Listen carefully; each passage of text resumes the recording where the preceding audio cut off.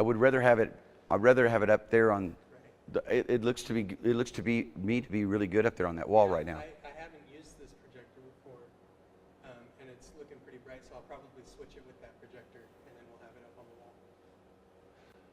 wall. Yeah. Can you get a bigger picture up there on the wall? Oh, good. Yeah. That'd be great. We're live. We're live? Are we live? Okay, good. Hopefully that we really are live. It's not ultimately me talking and then kicks in a minute later. And so, praise God. I think we finally got this down. The bug is not welcome, and he's not my yod. Yod is a pointer. It's also another word for hand, yod. Okay? But if you were in a synagogue, the rabbi or the cantor would never touch the Bible with his finger or with his hands. Be disrespectful. Of course, that's very religious, right? That's pure religion. No, that's impure religion. Because it's just ridiculous. But at any rate, just letting you know what that is. That's called a yod or a hand. So what we're going to do is I'm going to go over these 5 verses of Scripture again in Genesis. And we're going to focus on the verbs, the type of verbs, and the nouns. And for now, probably the next 2 lessons, it's all going to be about verbs. And then we're going to go through the nouns. And I'm going to make sure that everybody understands how to get at the roots, how to understand the stems before we start proceeding.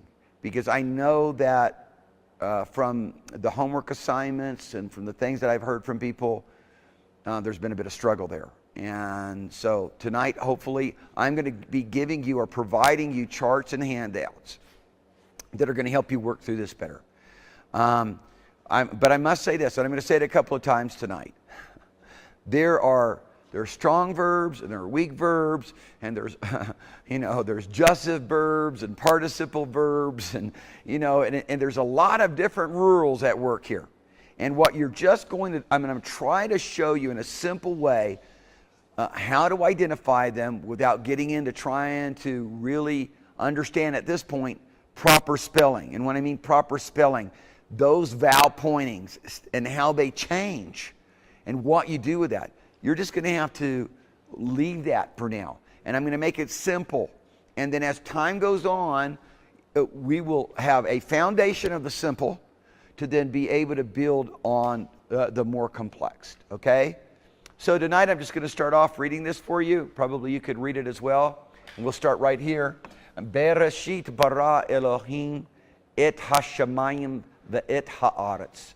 V'haaretz hayata tohu v'abahu v'choshech al pani tehom. V'ruach Elohim merachefet al pani hamayim. Vayomer Elohim yahi or vayahi or. Vayar Elohim et haor kitov. Vayavde Elohim bin haor bin hachoshech. Vayekra Elohim laor yom v'lachoshech kara laila. Vayehi erev vayehi voker yom chad. Now, one of the biggest things that you're already getting right now is that you can follow along. Yeah. And that's so important. Really, in graduate school, an undergraduate school, Hebrew, if you want to start taking and getting involved in more advanced classes in undergraduate Hebrew, is that you can follow along.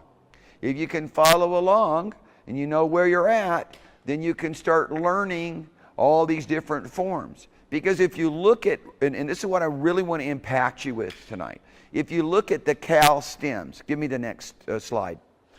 If you look at Cal stems, for the vocabulary of the Bible, there's not that many of them. Just go ahead and pull that on down and go right over top of the Hebrew for now. No, you just got to get the corner right here. He's not a Mac person. Yeah, you just got to get the corner. You can drag it. There you go. So if you look at the roots, I said stems. Forgive me. I'm always doing stuff like that. If you look at the root, I know this is katal. You don't know this word, but it was just a very convenient slide. And now you know the word. It means to kill. Okay? Bad word. Sorry. It was the one available. Okay? Katal. If you look at these roots, there's not a lot of them. Okay, and so one of the things I want to be able to help people to do is to recognize those roots. Because if you can recognize those roots, I mean, if you've got 1,000 roots, you can read the whole Bible. 1,000 words. 1,000 words. But some of them, like the word merachefet, that is used 3 times in the Bible and twice in that that is a PL participle form. Okay? And it's so unique, and it breaks a lot of the rules for a PL verb, okay? And so if you try to utilize that as a basis to try to figure out how to identify PL verbs, just forget about it. It only occurs twice in that form, and that particular word is only found 3 times in the Bible. So you have a pretty big percentage of those 1,000 that are very low occurrences in the Bible. If you took all of the words that were found 25 times or more in the Bible, it's not that many words, okay? Maybe, 500 words, maybe a little more. And so that's why, you've got to be patient with yourself. I know some people are becoming so impatient. They started going ahead and they're like, oh my goodness, this is too difficult. Don't go ahead. Stay with me, please. Just stay with me. Otherwise, you're going to get scared. Or you need to go to the university and study there and go under pressure with it and do a deep dive. I'm not saying that I'm a Hebrew scholar, that I'm a linguist. I'm not. What I am saying is that I read Hebrew and study Hebrew. That's what I'm saying. And so what I'm doing is through all of my experience. When I first took my first Hebrew class in 1982, I promise you, I didn't hear anybody do what I've just done. I didn't hear anybody. No one read the scripture. It was just all analyzing these parsing the verbs and analyzing nouns, and it was just all mechanistic stuff and gagged me with a fork and memorization. And that was it. It took me quite a while to find someone who would pronounce the words for me so I could begin to learn the pronunciation of the words. And then, of course, as these Bible programs started coming out, in the early 90s, and then more really efficient ones really in the early 2000. Wow, what a great breakthrough. And it wasn't literally until 2012 that there started being programs that were really accurate Hebrew pronouncing programs. So I gained a great value over the period of time of saying, I want to learn how to pronounce. I want to teach people how to pronounce it, And now that I've learned how to pronounce it, I see the value of it. I could have, and I look back on the history, I go, my goodness, if I would have learned how to pronounce it, I could have done this so much better and learned so much better. So that's my theory here, okay, of why we're going at this. So I've told you this before, but I want to remind you of this tonight, because there's a couple of things I'm going to show you about recognizing roots. And the first thing I want to remind you of is that there are 7 stem forms. And once again, you don't have to know them right now. What I want you to be able to do is I want you to be able to recognize verbs, and I want you to be able to identify that root right there. You see that root? You can see the root. See the root? I want you to forget about how it's pointed with the vowels. Forget about it. Hithpels, hothpels, hithpel. Those are rare. Those aren't occurring all the time. They're there, but these 3, especially Hophel and Hithpel, okay? Hithpel's there quite a bit. But, and you got to learn to recognize a Hithpel isn't that hard. It's just always, you recognize the root, it's got a hey and a yod, But we don't even really need to worry about that, other than to say, there's going to be challenges as we move on into Genesis chapter 1.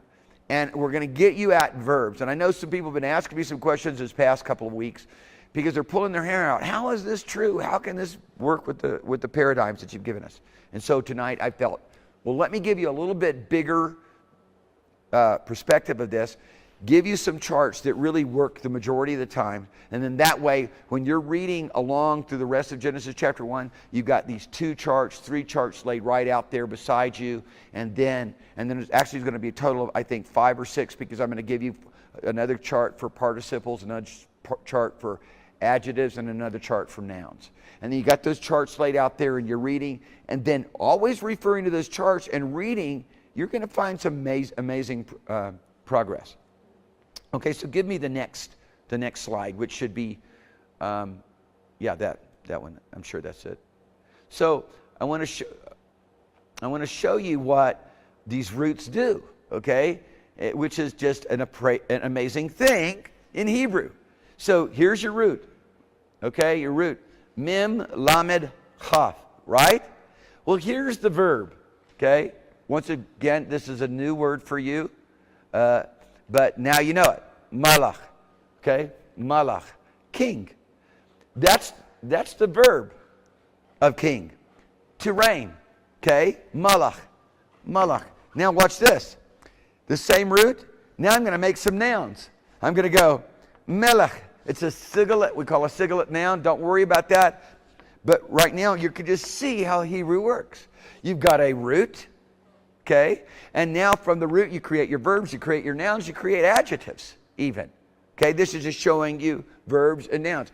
Recognizing that root is absolutely essential. Knowing that there are no verbs that are sigilet verbs, okay, that are going to have a double sigilet like that. That kind of just stands out. And there's going to be other little clues as we go on. I'm not going to go into all of them. Then look at this. All we did was put the patahe, which is how we make a noun feminine, right? And now what do we have? We've got queen, malcha, right? Malcha. Okay, and then we got this cut off down there. I'm sorry I don't show this, but now malchot, it was cut off in the slide that I made, and now we got kingdom, and here the shuruch tav, the shuruch tav is a feminine form of an adjective of our participle. You'll see that in your tables. Okay. So it kind of gives you a little bit of a feel for how identifying, how essential and necessary it is to identify these roots, and then how to begin to work with these roots to build out the language and understand the language. Okay, so give me the next slide.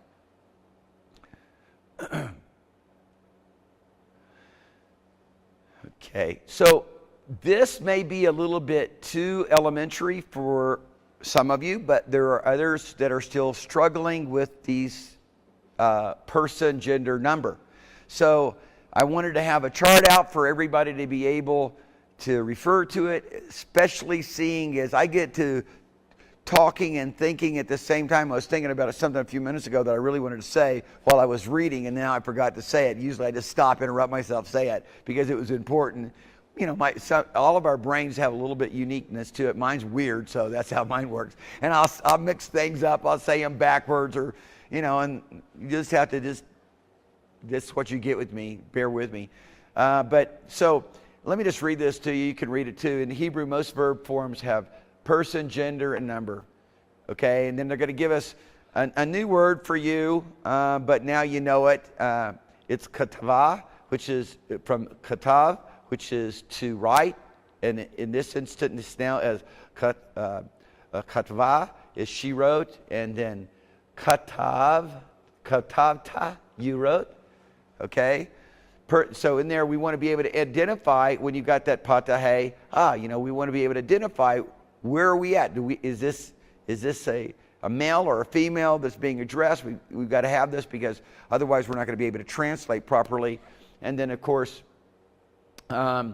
this would be the you wrote is second person, and so what we want to be able to do is understand how to go through each one of our verbs as we're parsing them and parse them out in their stem, their person, gender, number. Okay, and so your person then is going to be first person, second person, or third person, right? That's what all the paradigms are about. That's what. It's almost like words within a word, okay? So we do it differently. In English, obviously, we take and parse out those words, and it's, two words, right, like this, instead of one word. So you've got to recognize that this is actually two words, and it's just being presented to us in a different way, a different light. And so we got first, second, third person. First person is I or we. Second person is you. Third person is he, she, it, they. And of course, we know in Hebrew that by and large, we don't really use it because there is no neuter in Hebrew. It doesn't exist. But in context, we go ahead and say, well, from a translation point of view,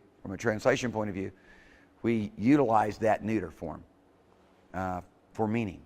So, example, my soul shall make her boast in thee, Lord. That's tough for me to sing. But the reason it's translated that way is because the noun is feminine, right? And so it's going to proceed with the same gender of the noun. My soul shall make her boast in thee, Lord. I'm not into that. My soul shall make his boast. Well, that's not accurate altogether from a scriptural point of view, but it is from a translation point of view.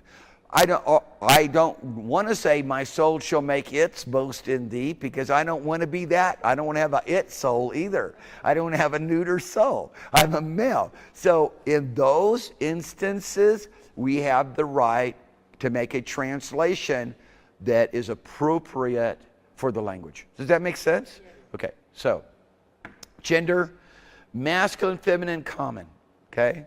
Masculine referring, of course, to the male, feminine referring to the female, and then the common, which you see with the perfect, right? The common is addressing both male and female. So it's nice to be able to speak in the common, right? That's the audience. That's everybody. Then the number is singular or plural. It's one person or more people. So this is our focus when we're addressing a verb. You've got this laid out in front of you. You know what you're going after. You're going after stem, which we just addressed to the previous slide. You're going after person, gender, and number. Okay? Give me the next slide. Okay. So, don't be afraid. Fear not. This is going to be helpful. It looks too crazy right now, okay? But it's going to be helpful because you're going to say, wait a minute. This doesn't follow the paradigm that's in front of me. But these are the examples of just a subset of where the rules change. And what's important for you to recognize is that there are strong and weak verbs. And it's not that difficult to wrap your head around weak verbs because it's just the gutturals with resh. And I'm going to have that chart for you. And I know I've said that a couple of times, but the gutturals would be, you see, there's the guttural, ayin. There's the guttural, Allah. There's the guttural, het. Okay? And then, and yod also makes for a weak verb. So it's not just the gutturals, it's the consonants yod and nun are considered weak also. So it's the gutturals with yod and with nun, but primarily it's the gutturals. Okay? So what we have then is you're going to identify these, and you're going to have verb charts that help you to figure this out. You're not going to get those till like third year, okay? Because what's going to happen is you're going to run up against situations where I'm asking you to write out verbs, and you're going, well, I don't even know how to spell this. Where's a rule table for me to spell it? Then what you'll get is you'll get a rule table that says one guttural, okay? And then it shows you how to do every one of how to go through the entire paradigm, okay, a stem paradigm, with a one guttural, a one guttural, which is an ayin, okay, in the first position. That's what that means. And then two guttural, that's an aleph, for example. Could be an ayin, but an aleph in this example, in the second position. So it makes sense? Then you have the third, het or ayin, which means it's a guttural in the third position. Okay? And then when you look here at one yod, that simply means it's a yod in the first position. Hey makes it weak. That's that one right there. That's a double weak. That's doubly weak.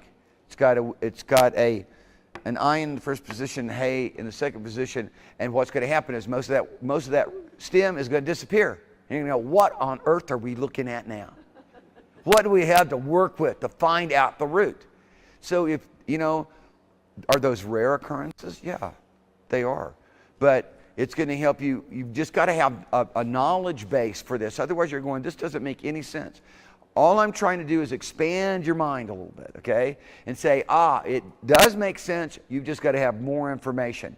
And then every rule was simply created to break. I think in most languages. And so it works that way in Hebrew as well. Then biconsonants, this is where your root and your stem is only 2 consonants. The third is missing. All Hebrew words are primarily 3 consonant roots. All of them. There are some exceptions. They're biconsonants.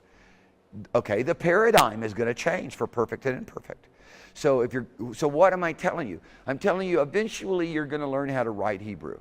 And to write Hebrew, biblical Hebrew, you have to learn all the paradigms because of the vowel changes. Modern Hebrew, no vowels. But then you've got to learn how to utilize the consonants that are vowels like aleph, vav, ayin, yod, in very unique ways. So there are some challenges there too. It doesn't get that much easier. And then geminate verbs, which is just a double consonant, like an example here, vav, vav, okay? And so what I'm doing here is hopefully I am helping you to at least have a way to get at this vocabulary here that you're going to run across, especially if any of you are trying to work ahead, and some of you, bless your hearts, and I'm happy for you to do it.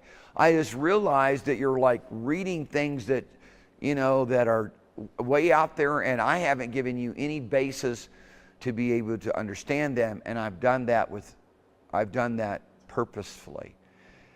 Because I think it's just too overwhelming to take a general audience from the Jadens of, how old is Jaden, 12?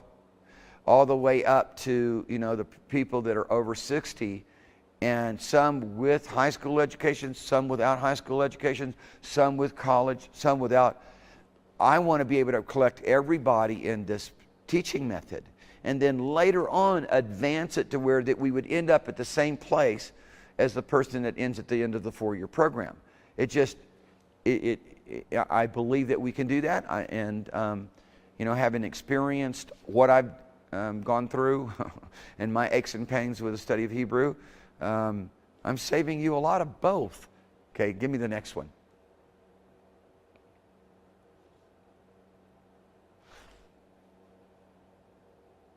Yeah, he's not a Mac user, so just take it in. We're gonna get this new system worked out here. So you just pull it over, okay, and you just stretch and bend. Okay. What we're gonna do is we're focusing for right now on strong verbs. I believe we're gonna go and look at it here in just a minute. I believe that in our first 5 verses, we only have 1 weak verb. I think we only have 1 weak verb. The majority of the verbs that we're going to encounter are strong verbs. And so these paradigms work for that. And I know that this is new vocabulary, but they are very common. These are words that are probably used 50 or more times, maybe even 100 or more times. Worthwhile learning, like yashav, to dwell, Sakhar, to remember. That's a good one. Zakhar is used over and again. Katav, that one we had a little bit ago. To write. Shamar, to keep or to guard. These are all used, my goodness, over and over again. Kavatz, which was one of our words later on in Genesis, which is together the water into one place. Okay, kavatz.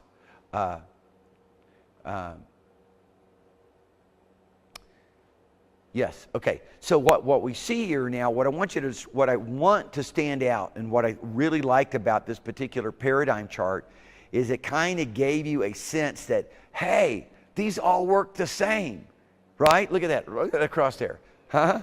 Gamis pata, gamis pata, gamis pata, gamis pata. I got it. Okay.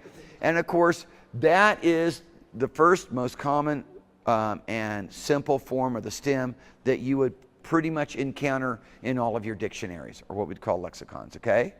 And then the next thing that you're going to see is when you look across the line, once again, when you're looking at third person feminine singular, once again, you can see it's all the same. If it's a strong verb, it's going to spell the same no matter what, no matter what the root is, as long as those roots didn't have any of those weak consonants that we went through, the gutturals and noon and yod, right? It's going to be like this for the perfect. If it's not like that, you're going to immediately say to yourself, aha, this is a weak verb. Huh? That's what you're going to do. As soon as you're going to identify that, and I wanted you to see how few verbs there were to all those nouns, and that's why I blued out all the nouns. It's wild, right? And then just a few verbs, smattering of verbs. And we'll go back and look at that here in a minute. But I just want that to impact you. What you want to do is you don't want to focus on all the complexity here. You want to focus on the red. That red is the clue, okay? And remember, one of the most outstanding things about the perfect, different from the imperfect, is that the perfect are suffixes. You combine the word and the suffix. See, it's right there at the end of the word, right? My changes, what's making my paradigm, or what's making my gender, my tense, they're whether it's masculine or singular or what's changing, as I was saying, tense or person, first person, second person, or third person. It's all right there at the end of the word. It's combined in the end of the word. So yashav, what is yashav? Yashav is he, right? Always. Because it's perfect form, right? It's he dwelt. Or he, so it's perfect, so he dwelled. He dwelt. Or how else would you say that? You're right. Zakar, he remembered. It's never just going to be remembered. Otherwise, you're going to mess up in translation. You're like, where's who?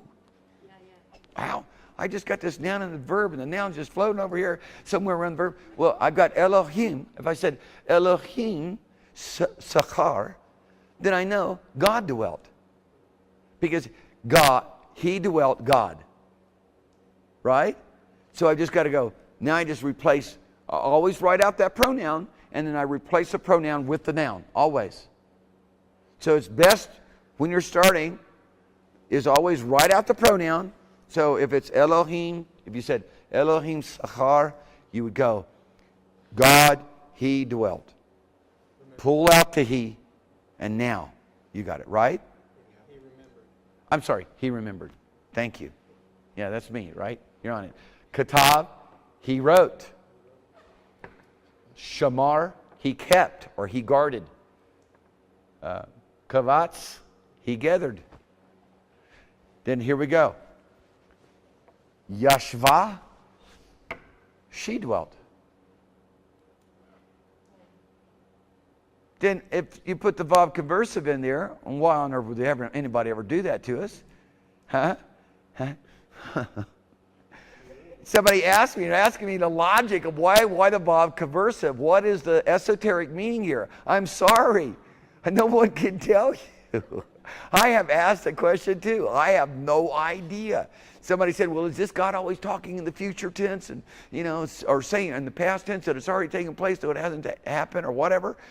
Look, no, don't do that. It's a Vav conversive and leave it there, okay? And that's what you just got to remember. That's telling us, it's helping us to identify the verb with the noun. Okay? If you got a feminine noun, obviously it's going to be a feminine verb and a feminine adjective, and it helps you group it together. So you're not running all over the place trying to find where you're going to plug this noun in at. Okay? So once again, here we go. Yashavta. I don't know what that is. It's looking like I thought there was a hole in there for a minute. Can't be. Yashavta.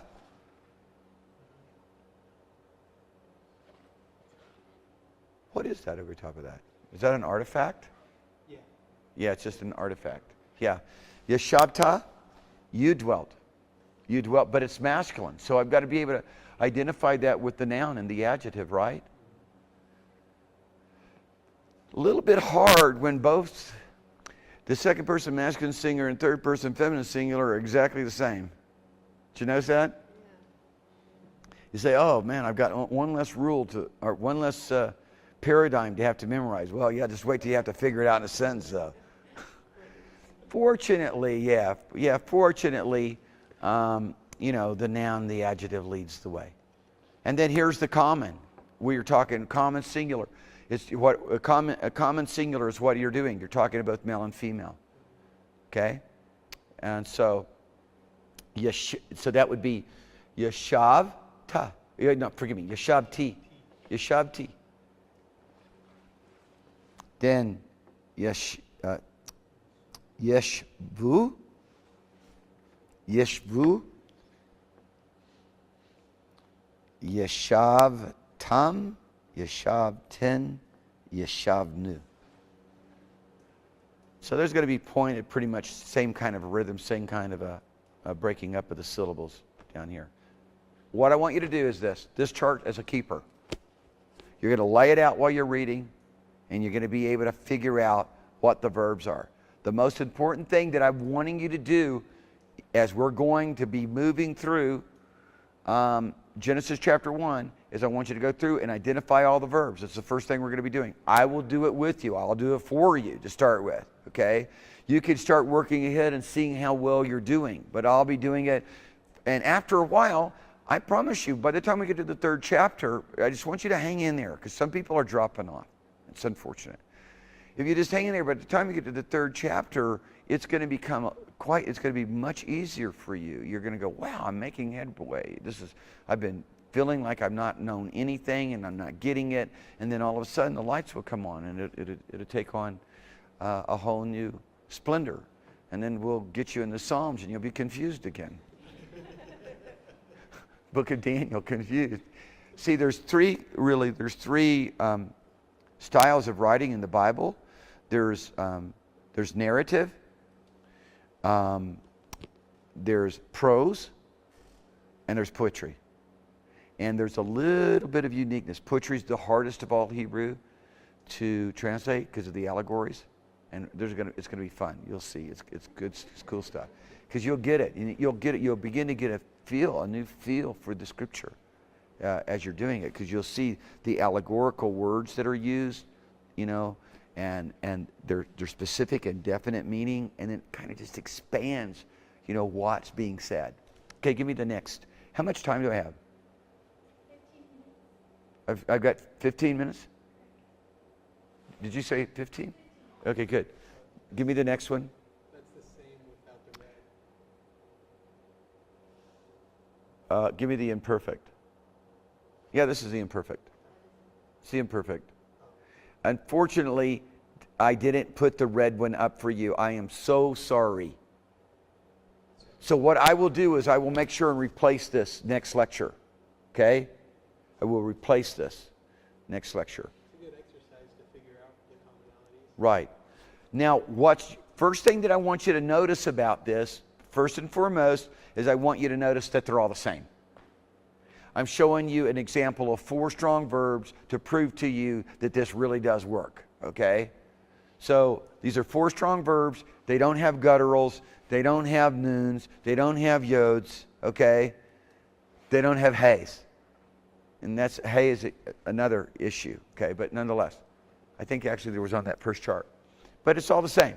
Second thing I want you to notice about imperfects which is primary in terms of reading, is that these are your prefix.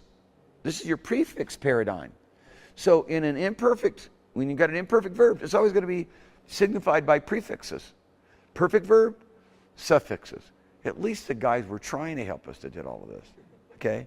They keep trying to make it a little bit easier. Okay? And those prefixes are going to be yod, tav, or aleph. Yod, the tavs. See that? Yeah. And then the aleph for the common. Then we're back to the yod for the third. So it's third masculine singular, third masculine plural, both having yod. Okay? The only difference is you've got a prefix and a suffix now, as soon as you get into the plural form. Right? Yeah. So that's the caveat. That as soon as you get in the plural form, it's prefix and suffix. So perfect is suffix. Okay? Imperfect is prefix, primarily is the key point, but it's prefix suffix. Right? It's prefix suffix. Okay, so and let me just kind of walk through this. Once again, we've already this is our new vocabulary word, zakar, to remember, and I was so blessed that I didn't find different charts with different words that make it that much more confusing. But here we are now. Zakar changes its sound pretty substantially in the third person masculine singular, and it's yitzkar. Yitzkor. Forgive me. Yitzkor. One of the things, too, before I get into the pronunciation of them, okay, that you want to take note of is the herek. Okay? The herek, common. That herek is going to be pretty solid through there. See the herek? Notice the herek all over the map, except for just in the first common singular. Okay? And what's in the first common singular about the verb is the shagol, and it's the mistaken identity of a noun. But usually shigalet nouns are going to have double shagols. Okay? That'll make more sense as time goes along. You'll get used to seeing it. Okay, but primarily the main thing that identifies imperfect is that herek. It's just there for your strong verbs. See it all over the place? It's everywhere. I don't believe there's any place you won't find the herek, except for, once again, the first common singular. Okay? So I got to stand back just a little bit. Now, better. Okay? So I'm going to start right here, and I'll work my way down. Just kind of get you a little feel for hearing it. Yizkor, tizkor, tizkor, tizkari, azkor, yizkeru, tizkorena, forgive me, say it again, tizkorena, tizkeru, Tiz Karena. Tiz Karena. I should have practiced these, huh? Nizkor. Tiz Korena. Nizkor. Tiz Koren. Because you got to pronounce the second schwa. Right? Tiz Korena. Tiz Kor. Probably the best thing that you can do, and I still do it once again, because when you're reading something and you're not actually vocalizing it, it makes a big difference. If you're just reading it, you get it, all of a sudden you feel like, man, I've got this. Because especially if you're not pronouncing it out loud, you're just reading along, you get really lazy. You recognize the words, you know the meaning. And for me, the first at least 10 years of me studying Hebrew, I didn't really know how to pronounce it properly. Once again, all of my Hebrew teachers in school, they didn't pronounce it. Then I finally got at UCSD, and I got around a bunch of folks pronouncing it, and it's like, tape recorder, what was I ever doing that wrong? So I just got used to recognizing the words, translating them, having a certain amount of sound. But what happened is I really began to progress once I started reading out loud the Word of God. And of course, every one of us need to do this. We're hearing it, we're seeing it, and we're hearing it, and we're speaking it. We've got to be able to do all three because we don't have anybody that we're conversing with. And so you read the verse, then read it again, and read it again until you get real fast with it. Okay, till you're almost, because you start off, it's just like me going through these paradigms. You're breaking it down syllable by syllable.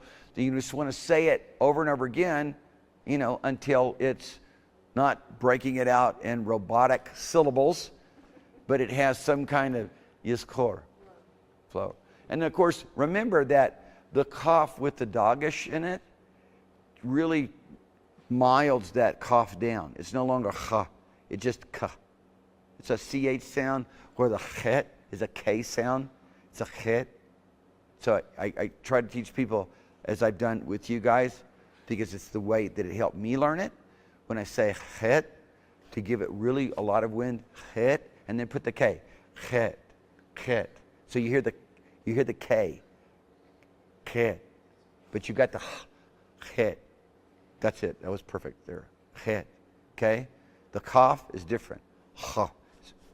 And then when you calm it down with a dagesh, it's just a ch. Ha. Okay?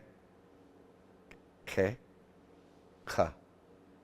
So you want to practice that, so you don't lose, obviously, what you've learned. Always these are the best routines, best exercises that you have outside of what we're giving you in the verse. Go over your verses, to where you can go, Bereshit bara Elohim et hashmayim va'et ha'eretz. Vayahi eretz tahu vavahu v'choshech al panei. Just getting it to where you can just flow with a memorization of it, right? The more you say it, the more you'll remember it.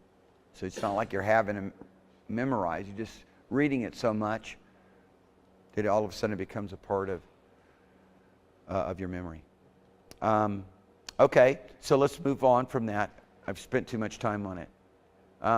Just go to the guttural real quickly.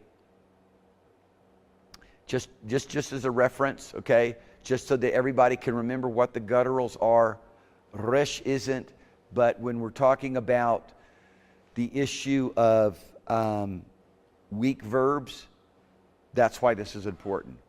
It's like in most classical lectures in Hebrew, you have to learn that and memorize it right up front. You have no idea why.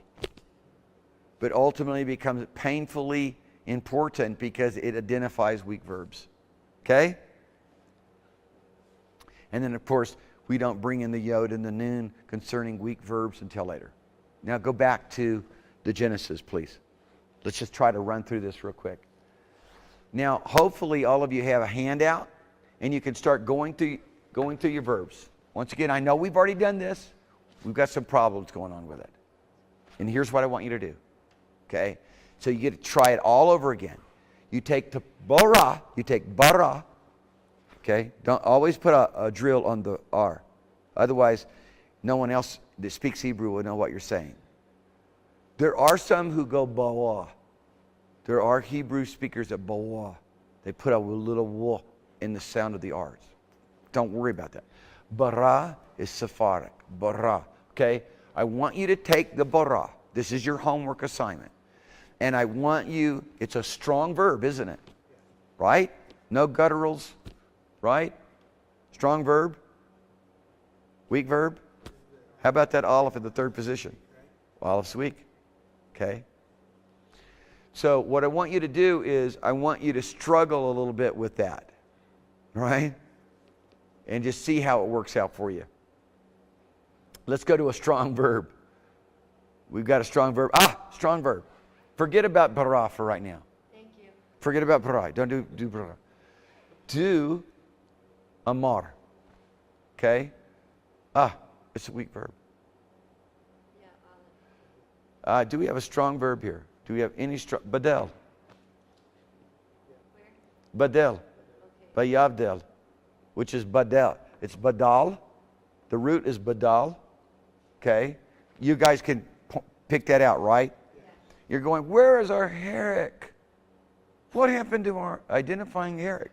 That's Bob Conversive came in that silly Bob Conversive came in and messed up the whole show. Okay, so, but nonetheless, take badal and do the whole paradigm with badal. Do we have another strong verb? No. Everything else is weak. Now, bayar is really weak. What is the root of Vayar. And that's where it ends. You can't hear the aleph. Neither can you hear the hey, ra'ah. And when you do have the stem, right? It's resh. I'm pretty sure it's resh gametz, aleph gametz. Instead of resh gametz, aleph pata. Most all strong verbs are going to be gametz pata. Weak verbs, a lot of weak verbs are gametz gametz. Okay, so I'm going to try to get that in here too for us. But so the root is, you've got to, learn how to identify those missing consonants. What will always be a clue is that you've got yourself a weak consonant hanging around. When you got a weak consonant hanging around and you don't have enough, consonants to make your classic root. What's your classic root? 3-letter consonant. And here you've got, if you start breaking this down, you start looking at this thing and you're going to go, wait, I know this is probably not, that yod right there is probably not the first consonant in this word, okay? And the vav, already is the conjunction, right? So now you go, wait a minute, I only have a 2-consonant word, right? So I've got to do something here. I got to figure out what is my missing consonant. This particular word is going to be used so many times. Ra'ah. Okay? And here it is. It's yara. And I'm not going to have you do the paradigm on that. I know class is up, but we're going to go ahead, just run it a little bit longer. We're not going to do the paradigm right now on this. Okay? But I just want you to know it. I want you to recognize it. And he saw. Okay? It was imperfect, and he will see, right? The vav conversive changed it to perfect with its imperfect form still up there. It's perfect, but it's got an imperfect form. But at any rate, get too wild, okay? And he saw. So it is used in appear, it's used in manifest, it's used in to behold, to see, to observe. It's going to be presented in so many different ways. When it gets to the peel intensifies it. He really saw, or he was shocked. You could maybe even actually, there are ways to translate the peel where it intensifies the kal perfect. So when you look at this, the way that you always want to do it is, and I think I showed you this time, is you want to always identify it the same way. And you want it to be kal. When you identify it, kal, perfect, okay, third person, masculine, singular. You always want to use that form. So it's kal, perfect, or kal, imperfect. If that's these are all kal verbs, right? They're all kal verbs. Kal means simple.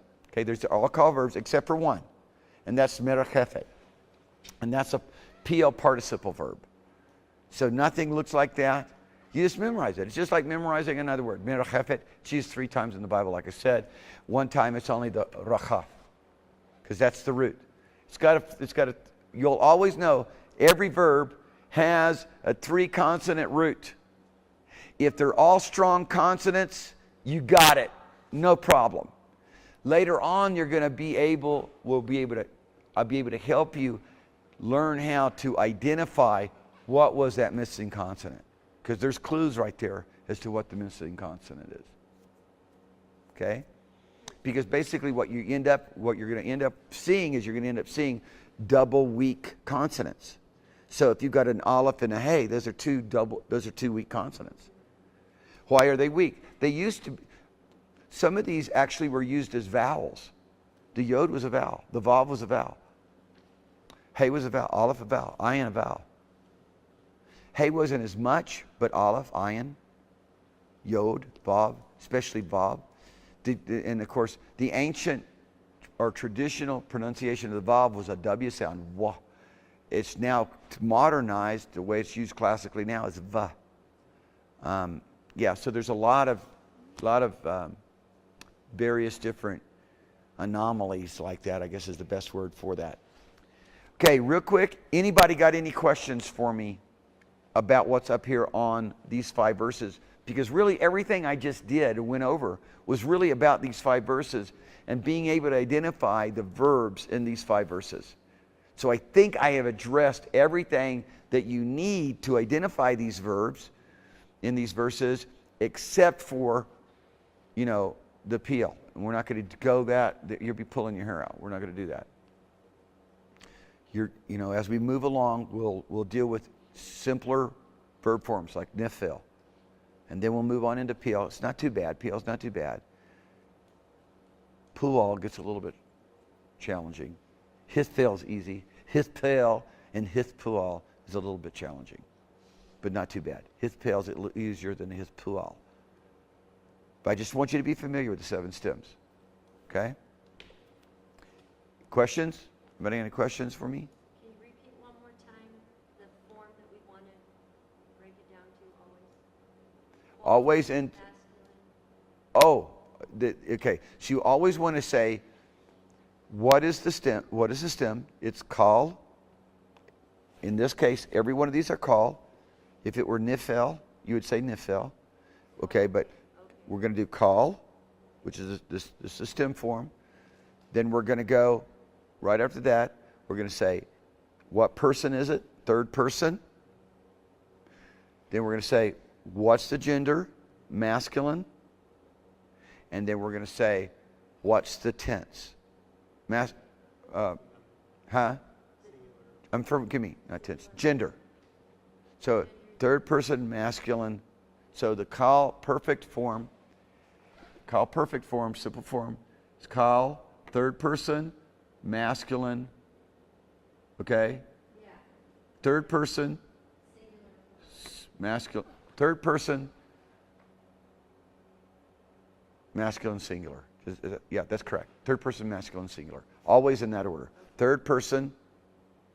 So it's a third person, masculine gender, No. and then number. Right? Thank you. Always in that order. Which is that previous slide. Go back to that previous slide that I had that on. You can actually, there is a way you could actually bring all of that up on the. Yeah, here it is. Yeah. So it always go in that form. Call person, gender, number. Just like that. And you abbreviate it. It would be Q. It'd be like Q or N or P. I think you do PI or PU for PL or PUL. And then 3MS. Okay? So it'd be 3MS, not 3 masculine spelled out, singular spelled out. It'd be 3MS. Just like it was, go back to the paradigm. Let's go look at the paradigm real quick. Perfect paradigm. That's it.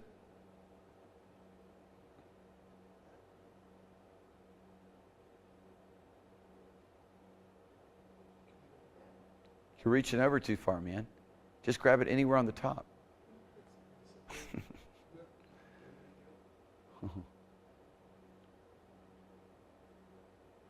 Just pull it out. Just pull this out. You want me to do it? That's good. Just do that right there. So 3 masculine, third person, masculine singular is just 3MS, 3FS, 2MS, 2FS, 1CS. And then the only thing that you would add here is the Q. Right. Okay. Q3MS. Okay. Now, you can use computers, but don't become addicted to it because it actually will work as a disadvantage. Work through it first. When you just can't figure it out, then go to the computer, click, point and click. Before, what I need to do is I'll bring in all the books I had to use. So I actually got it, everybody had these lexicon word manuals where it had every single word in order that is in the Bible, numbered, and you would go and you'd figure out the number. Now there's the verb, and then it would reference you to 2 other books. And you'd finally figure out the Cal form, Nafil form, Peel form. I'll bring it in so you can see how arduous it was in the 80s and even into the early 90s. Now it's just point and click. So, no more questions? That's it? Okay. Next week we're doing, guys, listen, next week I'm doing it live in San Diego for the second section, second section of this verb lecture. And we'll go also into the nouns. But go ahead, it'd be lesson 7. Go ahead, write out your questions so you can just drill me. And hopefully you don't embarrass me, but I'm going to do my very best to have all your answers. And if we don't have them for you then, we'll get them for you in the next 10 minutes. Okay, love all of you. Bye-bye. Now, what I want to do